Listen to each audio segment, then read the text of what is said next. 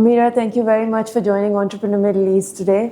My first question to you, we're at the WE convention and there is a lot of chatter about the concept of success and what it means to women at different stages of their lives. For you personally, how has your relationship with success and ambition changed over the years? I think my relationship with success and ambition changed a lot after I had kids. Especially I have 2 young daughters, and to see young girls in a house where they look up to me, I was always ambitious and I was always chasing success, but I think that definition changed a lot when I became a mother. It became the balance of being able to achieve success and also creating a home for my kids and giving my daughters a role model and someone to look up to and someone to aspire to become. Yeah.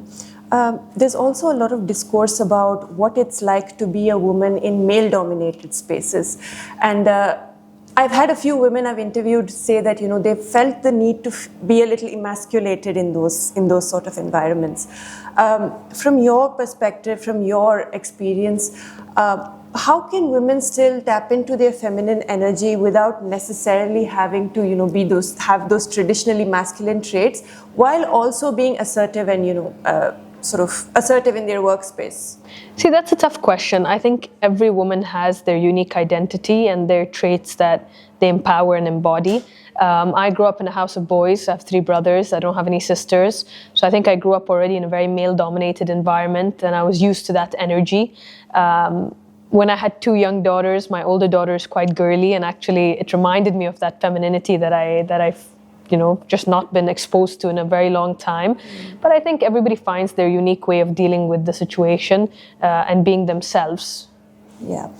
Final question, and this is perhaps a little too vague, so feel free to sort of, bring it down to a niche if possible. But what would you say is the single most pressing challenge women in corporate environments face in 2025, and how can they sort of address that and solve it?